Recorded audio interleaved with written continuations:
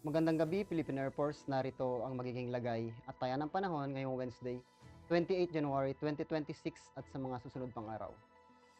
Sa kasalukuyan, wala tayong minomonitor na low pressure area sa labas at loob ng ating Philippine Area of Responsibility.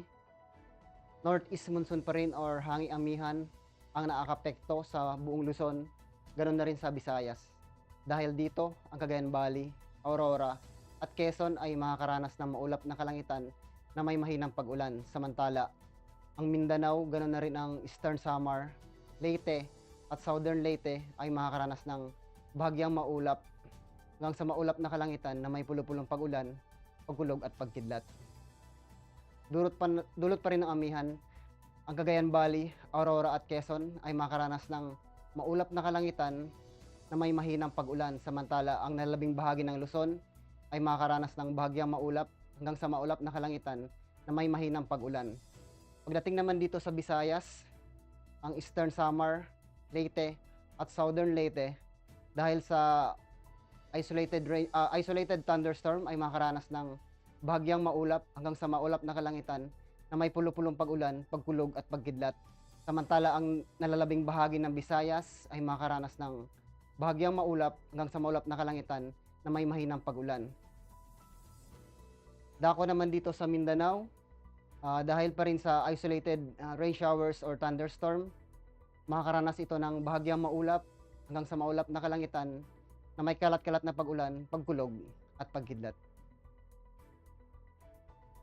Para sa magiging lagay at taya ng panahon sa susunod na 3 araw, para sa Metro Manila, Cavite, Lipa City, ganoon na rin sa Angeles, Puerto Princesa at Kalayaan Island, makakaranas ito ng bahagyang maulap hanggang sa maulap na kalangitan na may kalat-kalat na pag-ulan, pagkulog at pagkidlat. Para naman sa Mactan, sa Biyernes, makakaranas ito ng bahagyang maulap hanggang sa maulap na kalangitan na may pulupulong pag-ulan, pagkulog at pagkidlat. Samantala, sa Sabado at Linggo, makakaranas ito ng maulap na kalangitan na may pulupulong pag-ulan, pagkulog at pagkidlat. Dito naman sa dakong Zamboanga, sa Biyernes, Sabado at Linggo, makakaranas ito ng bahagyang maulap hanggang sa maulap na kalangitan na may pulupulong pag-ulan, pagkulog at pagkidlat.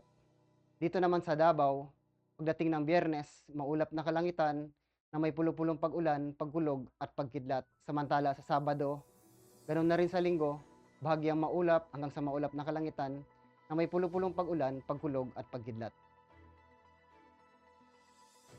Ang araw ay lumubog kanina ng 17:53